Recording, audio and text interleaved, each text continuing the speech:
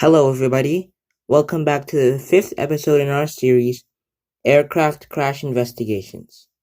Today we will be talking about one of the worst aircraft incidents in Indonesia, as well as one of the worst incidents of the Airbus A320. I hope you enjoy the video, and let's get started.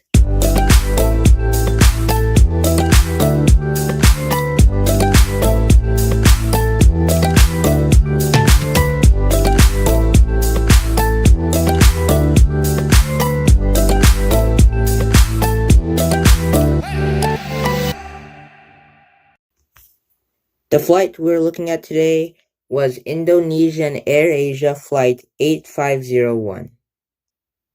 It was a scheduled flight from Surabaya in Indonesia to Singapore on Sunday, December 28, 2014. It was scheduled to depart Juanda International Airport at 5:20 local time and arrive at Singapore Airport at 8:30 Singapore time. Like most of our aircraft investigation videos, the aircraft proceeded to take off as normal. Everything looked good on the ground, and the aircraft was able to take off at 5:35 local time. About 14 minutes later, it was able to reach an altitude of 32,000 feet, which was the normal cruising altitude. The flight was normal until 25 minutes after takeoff at 6 o'clock, when a master caution light was displayed, indicating a fault with the rudder limiter system. The captain read the actions for fixing the failure and rebooted the aircraft's two flight augmentation command computers. The same fault reoccurred 9 minutes later, and the captain fixed it in the same way. About 2 minutes after the second fix, at 6:11, the pilots were forced to make a 15-degree turn to the left to avoid the weather because there was a thunderstorm nearby. Air traffic control also requested for them to climb by 6,000 feet for the same reason. Because there was another aircraft in the vicinity, the air traffic control would not give permission for this, and they were instructed to wait a few minutes until they could climb. While they were waiting for permission to climb in altitude, the rudder problem occurred for a third time, and for the third time, the captain reset the flight computers. Just a few minutes later, when this same incident occurred for the fourth time, the captain decided to reset the circuit breakers. He had seen this being performed by an engineer on the ground and incorrectly believed that it was acceptable to do so in the flight. When the circuit breakers were reset at 6:16 a.m. local time, there were immediate consequences, because this action led not only for the computers to be disconnected, but it also disconnected the autopilot and auto throttle, and the flight control law was changed from normal to alternate. The aircraft suddenly rolled to the left, and by the time that the first officer reacted to this, it was banked at an extreme angle of 54 degrees. The first officer in this flight was incredibly disoriented because of the roll sensation, and he overcorrected 2 times. He made an incredibly sharp right bank input, and right after he made an incredibly sharp left bank input. He also made an incredibly steep nose-up output in his side stick, and the aircraft entered into an incredibly steep climb. In less than 1 minute, the aircraft soared more than 6,000 feet, from 32,000 feet to 38,000 feet, exceeding a climb rate of 10,000 feet per minute. Because of the extremely steep climb, the aircraft completely lost all control. As the aircraft soared into the sky, the speed dropped dramatically, and about 1 minute after the circuit breakers were reset, it entered a stall, and dropped at a rate of over 20,000 feet per minute. As the aircraft plummeted from the sky, it began to turn to the left, forming a complete circle before disappearing from radar at 6:18 a.m. At 6:20, the flight data recorder stopped recording. A few seconds later, the aircraft crashed into the Java Sea and was completely destroyed.